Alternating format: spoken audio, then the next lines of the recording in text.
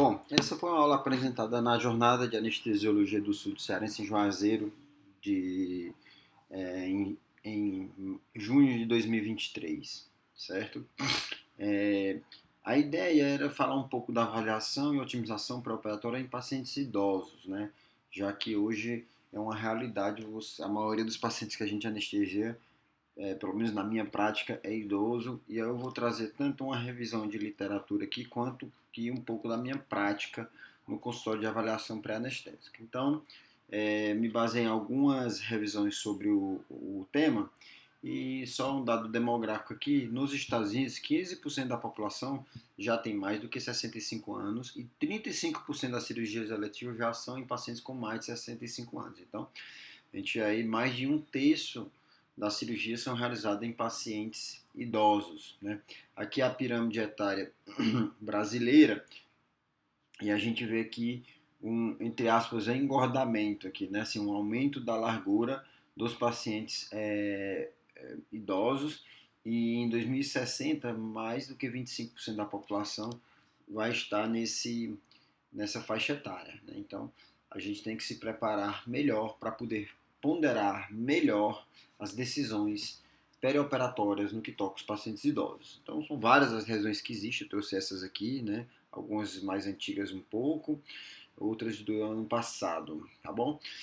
O primeiro ponto aqui a se falar é sobre as decisões, né? Antigamente, já muito antigamente, quase posso dizer assim, que a decisão era muito binária, de fazer ou não fazer a cirurgia, né? Aquela história, suspender ou não suspender.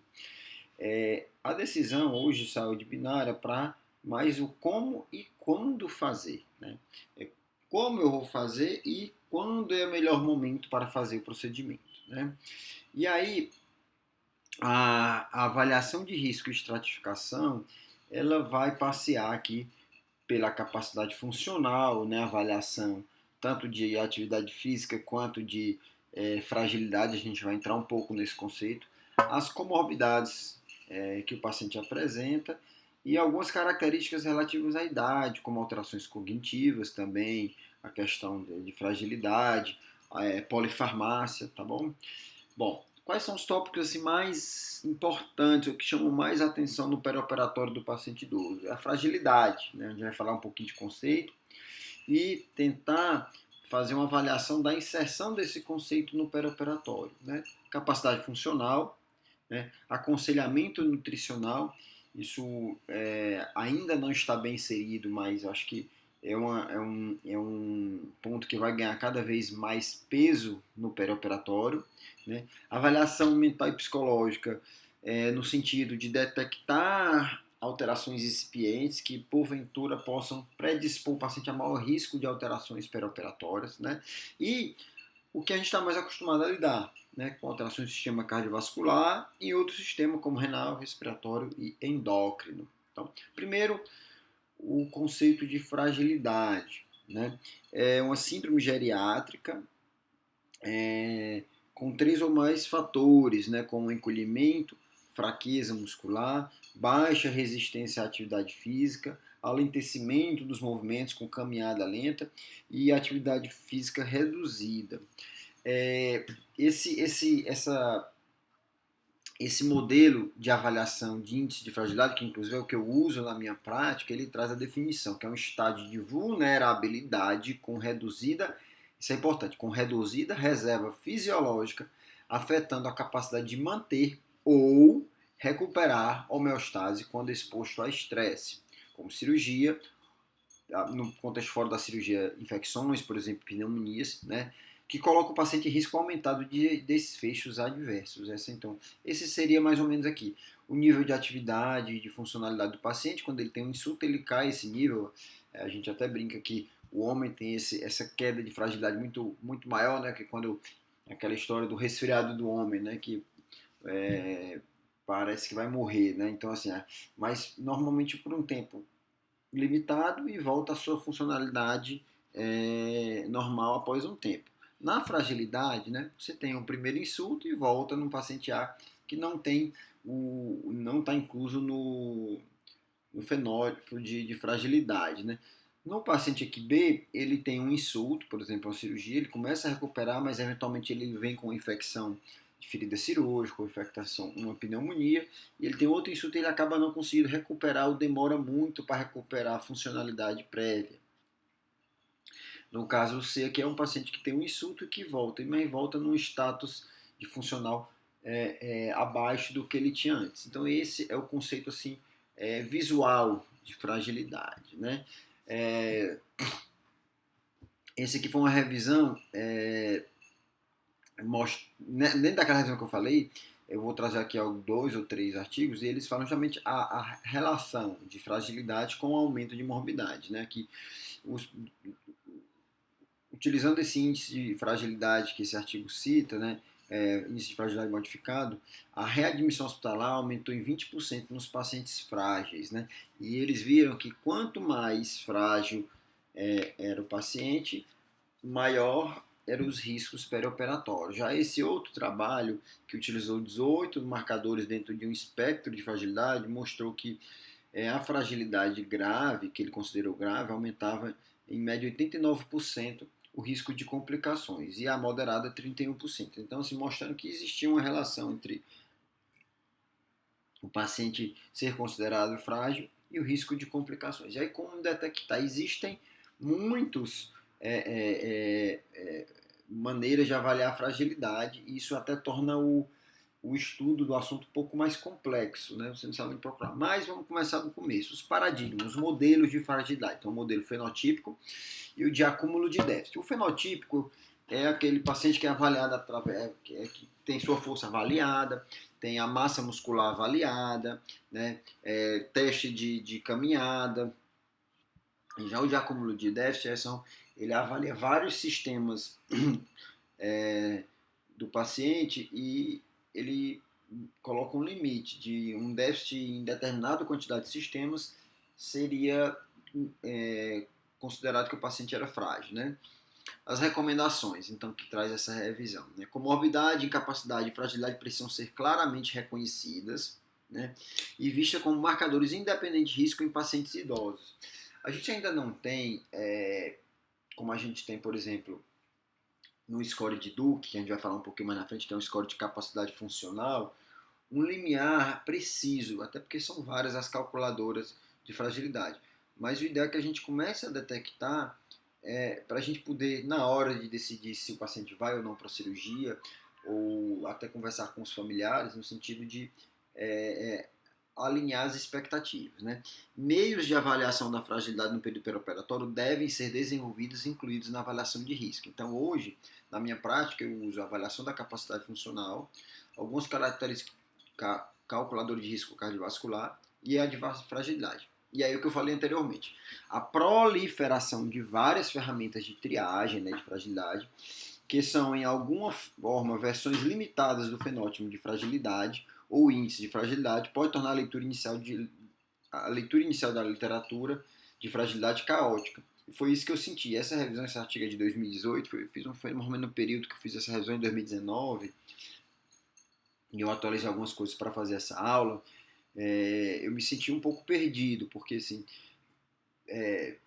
eu lembro que eu li trabalho que só considerava adequado o índice de fragilidade com mais de 30 itens. Eu falei, não, eu tenho que fazer uma avaliação com mais de 30 itens no pré-operatório, fica inviável do ponto de vista logístico. Então, assim, a gente tem que buscar por uma ferramenta que seja mais prática. E aí, engraçado esse estudo aqui, já é um pouco mais antigo, mas ele traz a pergunta se as primeiras impressões contam, né?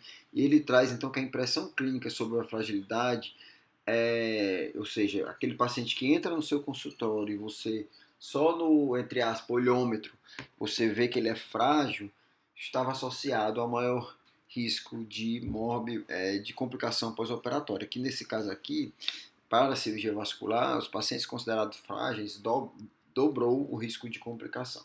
Né? E aí, lendo vários artigos, esse aqui não é o ideal, mas eu gostei desse muito porque é um questionário auto-preenchível, certo? E já foi validado em várias populações, né? E ele traz um cutoff de 21 pontos, e ele inclui num questionário idade, história de câncer, história de perda de peso, insuficiência renal, insuficiência cardíaca, falta de apetite, dispneia, né? Morar em lugar onde tem uma assistência de enfermagem, né? Ou às vezes aquele paciente, o home care, né? É, alterações de mobilidade, alimentação, toalete, higiene, se são independentes, se são moderadamente independentes. Aqui tem todo um questionáriozinho, e esse questionário mais interessante eu vou mostrar, ele é auto-preenchível. Lembra? Eu cito aqui esse aplicativo, que é um aplicativo que provavelmente alguém elaborou para, sei lá, uma avaliação de uma população específica ou mesmo de um doutorado, mas que ele traz justamente essa calculadora. Então, no meu dia a dia, o paciente, antes de entrar no consultório, ele preenche e eu só faço colocar na calculadora para achar o índice de de fragilidade, né? Então aqui o questionário simples, né? O paciente vai responder essas perguntas, essa aqui é parte do meu questionário que o paciente preenche antes de entrar no meu consultório, né? E aí qual é o fluxo que nessa revisão se sugere sobre fragilidade? Você vai fazer o rastreamento de fragilidade. Se for negativo, baixo risco, cuidados perioperatórios usuais, normais. Se o paciente for positivo para fragilidade, você vai e tiver um alto risco, você vai fazer uma pré-habilitação multimodal, né, a gente vai falar um pouco de exercício físico, terapia nutricional e intervenção com psicólogo, ou você vai mandar para um geriatra que passa parte do time para fazer tudo isso e também lhe ajudar na otimização, né, perioperatória, incluindo aqui intervenções pré-cirúrgicas, outros cuidados geriátricos padronizados, né, internações mais, mobilização mais precoce, né, prevenção de complicações, tudo isso dentro de um cronograma. Né? Ainda nesse aí, implementando então o manejo da fragilidade. Então, quais são as oportunidades de melhoria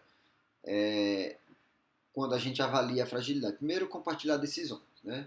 O paciente que tem um índice de fragilidade mais alto, a gente vai poder oferecer ao paciente a informação de que ele vai ter uma recuperação mais prolongada. Né? Eu brinco no consultório que uma coisa que se vai com a idade é a paciência, então muitos pacientes não ao saber que vão ter uma recuperação mais prolongada, se for uma cirurgia que ele pode escolher fazer ou não fazer, ele vai decidir por isso e eventualmente assim ele vai decidir às vezes como fazer, qual técnica cirúrgica junto ao cirurgião, né? Pré-habilitação. Tem alguns trabalhos que mostram que uma pré-habilitação com exercício, atividade física, pode melhorar o resultado e também incluir o geriatra no time. Né? E quais são essas intervenções? São avaliação, tipo, melhora da capacidade funcional, né? Uma terapia nutricional, um acompanhamento psiquiátrico barra psicológico e uma avaliação da polifarmácia perioperatória. Então, no que toca à capacidade funcional, né? A baixa tolerância ao exercício está associada ao aumento do risco de infecção, aumento de complicação pulmonar pós-operatória, maior frequência de alta com home care, né, e maior mortalidade. E qual é o teste de capacidade? Existem vários testes, teste de caminhada de 6 minutos, time up and go, né, o tug test, que é um que você pede para o paciente sentado com as mãos na perna, levantar e ir até um certo ponto e voltar, e você mede o tempo. Eu, particularmente, devido à logística perioperatória, eu prefiro o índice de atividade de Duke, né, o score de Duke, porque também, mais uma vez, ele é auto-preenchível. O paciente entra, antes de entrar no consultório, ele preenche esses questionamentos aqui. Vale ressaltar aqui que eu tirei a questão de atividade sexual. A gente mora num país latino e eventualmente o paciente ainda não me conhece e já responder esse tipo de questionamento às vezes pode deixar inibido. Mas lembrar que o fato de o paciente preencher, ele vai ficar mais à vontade de responder o que realmente ele é capaz de fazer do que às vezes o médico perguntando, onde ele às vezes se sente pressionado a responder alguma coisa que eventualmente não é o correto, né? Aí eu uso essa calculadora aqui, que é um aplicativo, eu sempre trago, não tenho nenhum conflito de interesse, porque facilita na hora do cálculo dos METs. Então ele dá aqui a pontuação, e aqui não apareceu, mas ele dá também a capacidade funcional em METs, e aí vai levar a minha tomada de decisão no que toca exame de estresse. Né? Então aquela história, abaixo de 4 METs eu peço, quando está ali próximo a 4 METs eu avalio caso a caso, lembrando que como eu trabalho com cirurgias de coluna e de quadril, em que o paciente tem uma dificuldade de deambular, muito frequentemente o que sobe para mim é a cintilografia miocárdica. Então, às vezes, eu tenho que avaliar muito bem se vale a pena ou não fazer. E nesse aspecto também, às vezes, a capacidade funcional está subdimensionada, justamente que o paciente não consegue por causa do problema de fazer determinadas atividades, por causa do problema da coluna do quadril. Então, otimização pré-operatória com exercício. Primeiro, a diferenciação entre atividade física e exercício. Qualquer coisa que demande energia, mais contração muscular, por exemplo, subir de escada 1 ou 2 andares, porque você mora numa casa, né, ir buscar as compras no supermercado, são atividades físicas. O que é o exercício? O exercício é um programa estruturado, né, no sentido de aumentar ou a resistência, ou a capacidade aeróbica, ou a flexibilidade, ou o equilíbrio. Isso é que é o exercício, né? E é interessante classificar o exercício quanto à intensidade, já que o que mostrou benefício é que um exercício intenso, 75 minutos por semana, ou moderado, 150 minutos por semana, melhora, né, o resultado pós-operatório. No caso aqui, essa revisão mostrou uma diminuição de quedas. Para quem não consegue, como é que eu classifico então moderado ou intenso? Existe pela frequência cardíaca, né, que muitas vezes hoje o paciente tem as wearables, né, que é o tipo smartwatch, mas se não tem, ele considera que moderado quando você se sente confortável, até algo pesado, algo intenso, né, e de intenso para muito intenso seria o que ele considera um exercício intenso. Então existe essa escala de percepção, né? E ela está bem correlacionada com até a frequência cardíaca. Bom, pré-habilitação com exercício, os resultados foram positivos em grupos específicos. Então, assim, a gente ainda não tem categoricamente como afirmar que uma reabilitação com atividade física pré-operatória leva com certeza a uma melhora do resultado, né? Existem populações específicas que têm melhorado. Aconselhamento nutricional, né? O que acontece com a idade é uma diminuição da síntese com o aumento da degradação, quer seja por o metabolismo já do idoso, mas também por uma atividade inflamatória mais comum no idoso, né? Uma diminuição da ingesta e uma diminuição da atividade física. Tudo isso leva a esse cenário de balanço proteico negativo. Então, o ideal é que a gente aumente a atividade física e faça uma dieta mais hiperproteica, né? A ideia, então, é realizar exercícios de resistência com aumento de aporte proteico para desenvolvimento muscular.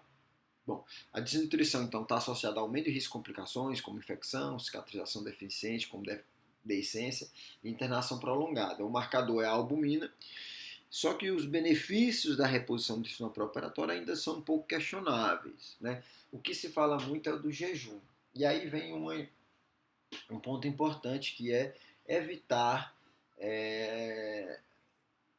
jejum muito prolongado, né? Aquele paciente que vai operar de tarde que passa mais ali, às vezes, de 20 horas sem se alimentar. Então, sempre estimular um jejum mais abreviado. O que eu estou falando aqui, jejum mais abreviado, não é jejum inseguro. Hoje, existe até uma discussão na literatura sobre líquidos sem resíduo em pediatria poder até 1 hora antes da cirurgia.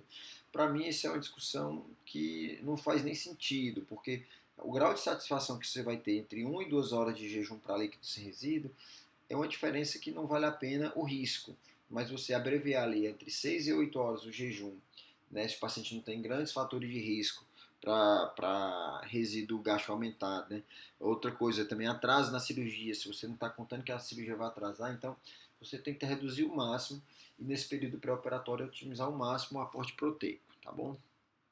Bom, avaliação mental e psicológica, né? O delírio é uma alteração da atenção e pensamento desorganizado. O delírio aqui é o que a gente também chama de estado confusional agudo, né? Então, alteração da atenção e pensamento desorganizado. Geralmente tem uma apresentação precoce, né? Muitas vezes é logo no despertar, mas muitas vezes nos primeiros dias e semanas. Pode estar associada à disfunção cognitiva pós-operatória, no caso a disfunção cognitiva pós-operatória já é uma coisa mais crônica e tende a se perpetuar, né? É importante nesse momento o papel da família, porque assim, às vezes a gente como anestesista, principalmente em situações de cirurgias de urgência, que você não consegue ver o paciente no consultório, você não conhece o paciente, como é que é o perfil dele normal, né? E às vezes essa detecção, por exemplo, um delírio hipoativo, às vezes a gente pensa que o paciente só está tranquilo, mas muitas vezes é um delírio que é subdiagnosticado, tá bom? A família tem um papel muito importante nessa detecção. E as consequências é aumento de custo, aumento do tempo de internação, muitas vezes o paciente que ia passar aí só uma noite no UTI para monitorização, ele acaba prorrogando porque vai ter que controlar um delírio, né? Aumento do risco de alta corromiqueia, aumento do risco de óbito. Já a disfunção cognitiva pós-operatória, como eu pincelei no slide anterior, né, é uma alteração da memória, concentração e socialização de mais longo prazo, geralmente mais tardio e tende a ser o déficit tende a ser permanente.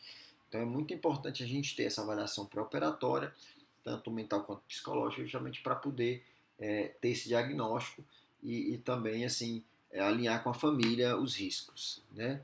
Então, na realidade, a minha avaliação psicológica e mental pré-operatória, né, e cognitiva, ela serve para antecipar o risco de complicação pós-operatória. Até hoje, prevenção total, existe alguma tendência sobre o BIS, né, taxa de supressão, acreditar-se que uma anestesia mais profunda piora o status cognitivo pós-operatório, mas hoje o que existe é uma antecipação de risco. E aí, na minha prática, eu uso o Minicog, é um teste extremamente rápido, que geralmente eu faço ao final da minha consulta, quando o paciente já tem algum vínculo ali, né? E o resultado normal é maior a 4. Você vai falar 3 palavras, existem vários vídeos na internet e sites explicando como é que é feito, mas eu vou falar que você fala 3 palavras, avisa o paciente que para ele repetir quando você falar e fala que você vai pedir para ele repetir depois essas 3 palavras. Você pede para o paciente desenhar um relógio com os números. O que é importante na avaliação do relógio, né?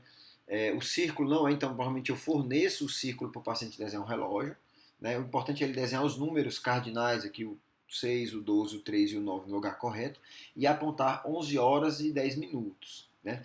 Esse teste tem uma sensibilidade e especificidade bastante alta para alterações cognitivas, então, e é um teste muito rápido, né? Você leva menos do que 5 minutos para executá-lo.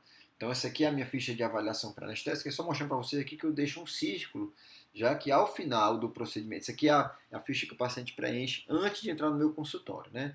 Tem várias coisas aqui, tem o score de Duke, tem um teste de humor que a gente vai falar mais para frente, tem a avaliação de fragilidade, avaliação de fragilidade e outras informações, sendo que aqui no final do procedimento o paciente faz o relógio que eu citei anteriormente, eu peço e aqui eu boto o resultado. Então, prevenção do delírio tem várias coisas, mas nada assim, tipo, matematicamente que vai evitar totalmente, mas é atividade física diária pré-operatória, desculpe. Reorientação cognitiva, né? Você está falando para o paciente onde é que ele está, o que é que ele vai fazer, por que ele está ali.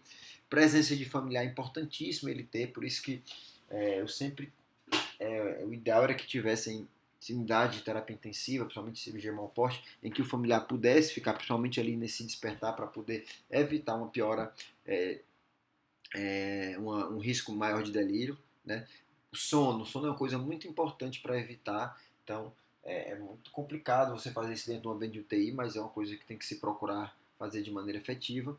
Mobilização precoce e fisioterapia, certo? Isso aqui também traz benefício quanto à prevenção de delírio. Adaptação para déficit, isso aqui é importante. O paciente acordou, usa óculos ou aparelho auditivo, acordou, coloca o óculos, coloca o aparelho auditivo. Isso melhora a situação, a orientação temporal e espacial do paciente, né? Nutrição e hidratação adequada, analgesia adequada, né, é um negócio que tira do sério, imagina o paciente tem risco de delírio, oxigenoterapia adequada, prevenção de constipação, né, então às vezes a gente usa muito opioide, então você tem que fazer prevenção já da constipação. Minimação de amarras, né? Amarras entre aspas aqui, porque tipo sonda vesical, compressão pneumática, para que o paciente possa se mobilizar espontaneamente. No que toca à avaliação mental e psicológica, eu uso esse questionário, que é o PHQ-2. São 2 perguntas, também autopreenchíveis. E se for maior ou igual a 3, o paciente tem maior risco de alteração de humor. E muitas vezes vale ali uma avaliação psiquiátrica para ver se consegue fazer alguma otimização pré-operatória. Então, mais uma vez, um questionário bem simples e rápido. Também eu preencho aqui no meu questionário. E aí ele traz aqui que um PHQ-2 de só de 3 traz uma especificidade de 95, uma sensibilidade boa e um valor preditivo positivo, né, de 75, o que parece ser adequado. Quanto maior o PHQ-2, maior são a sensibilidade e especificidade, só que você perde depois, começa a perder aqui também sensibilidade de maneira significativa, perdendo alguns casos que podem ser positivos. Então, uma vez aqui é uma avaliação do humor, tá? Bom, aí eu vou passar do mais geralzão, que é a parte cardiovascular, né? A causa mais comum de óbito perioperatório em geriatria são causas cardiovasculares, né? Aqui eu trago a minha rotina, eu tenho sempre a dificuldade de discernir, ou discernir não, de indicar, escolher entre o ProBNP e o exame de estresse, porque, por exemplo, a diretriz canadense traz que em pacientes de alto risco você pediria apenas o ProBNP. O que é que acontece? Muitas vezes os pacientes têm baixa demanda no dia a dia, baixa demanda miocárdica, baixa demanda de VO2, e acaba que a gente não tem uma avaliação fidedigna da capacidade de aumentar a DO2 desse paciente. Então, assim, como eu lido, como eu já falei anteriormente, cirurgia de coluna e quadril com pacientes tem uma limitação funcional, não é raro eu pedir exame de estresse, mas eu já até teve situações em que eu pedi os dois e ver o ProBNP bem normal, exame de estresse positivo, e ao contrário, né? Até porque o ProBNP ele mede, ele é um marcador do estiramento das fibras miocárdicas, né? Então, assim, muitas vezes o paciente pode ter alguma alteração coronária, né, subclínica, que não vai levar à alteração do ProBNP. Né? Lembrar que paciente acima de 80 anos, 1 a cada 10 tem fibrilação atrial crônica. Então, o que a gente pode fazer para diminuir o risco de lesão miocárdica perioperatória, né, MINS, né, Myocardial Injury and Non-Cardiac Surgery, né, é você manter a pressão mais alta. Aquele nível de pressão ali que às vezes a gente deixa, ou por desconhecimento, ou por desleixo, né, abaixo de 65, você está aumentando o risco do paciente desenvolver alterações miocárdicas, lesões miocárdicas muitas vezes subclínicas, que tem que ser investigado ativamente no pós-operatório através da solicitação de troponina ali nos primeiros dias de pós-operatório, né? Então a gente viu aqui esse trabalho, viu que pressão arterial média abaixo de 65 trouxe aumento do risco de lesão miocárdica perioperatória, tá bom? Mesma coisa aqui, trabalhos. O interessante é que pacientes com hipertensão, deixa eu ver se às vezes a gente pensa, paciente é hipertenso, eu tenho que manter um nível de pressão mais alto. Nesse trabalho aqui, mesmo os hipertensos, foi indicado o mesmo nível de pressão, ou seja, acima de 65. Em resumo, todo paciente, você não deve deixar a pressão do paciente de média abaixo de 65 de maneira alguma. Isso aí exige um cuidado fino para que evite isso aí. Da mesma forma, aqui depois eu vou voltar para a lesão renal, mas aqui então, o que você vai fazer? Manter os beta-bloqueadores, manter a SC prevenção secundária, ou seja, aquele paciente que toma S como prevenção primária, você pode suspender, não aumentou o benefício. Estatinas, tinha uma inclinação a se fazer estatina perioperatória, mas começar no perioperatório voltou a ser questionado, não mostrou tanto benefício. O único pré-condicionamento, né, a gente fala pré-condicionamento com inalatório, com propofol, o único pré-condicionamento que pode ser que traga resultado positivo é o isquêmico remoto, ou seja, você deixar uma perna isquêmica por um tempo e depois abrir. Mas isso é muito complicado a gente fazer de maneira ativa no perioperatório, né? Então, manter normotensão na indução, né? Assim, no caso, até hoje eu sou muito. O meu gatilho para funcionar a artéria é muito maior do que o meu gatilho para funcionar um central. Porque eu prefiro ter uma uma pressão arterial contínua, às vezes, do que um central. Acontece que hoje a gente tem dispositivos não invasivos para pressão arterial contínua, que são cuffs digitais, né, no dedo, que ele mede a pressão arterial contínua. Seria interessante se esses dispositivos fossem mais acessíveis, porque no paciente idoso daria um benefício muito grande de minimizar o período em que o paciente estivesse com hipotensão. Né? Taquicardia. É muito intuitivo a gente saber que taquicardia pode piorar o risco cardiovascular, apesar de que os beta-bloqueadores, aquele estudo POISE, não mostrou benefício de beta-bloqueador perioperatório. Mas, naquele trabalho, a dose foi uma dose padrão de metoprolol e não houve assim uma avaliação, até houve uma avaliação pós-op, que eu não botei aqui o resultado, mas não houve avaliação daqueles pacientes que conseguiram ser beta-bloqueados. Então, assim, será que o ideal seria que eu use beta-bloqueador, mas com um alvo específico. Né? Eventualmente, às vezes eu não consigo chegar nesse alvo, então eventualmente eu reduzo muito a frequência cardíaca. Respiratório, complicação pulmonar. Difícil de avaliar porque existem muitas definições de complicação pulmonar, mas gira em torno de 15% a incidência de complicação pulmonar pós-operatória.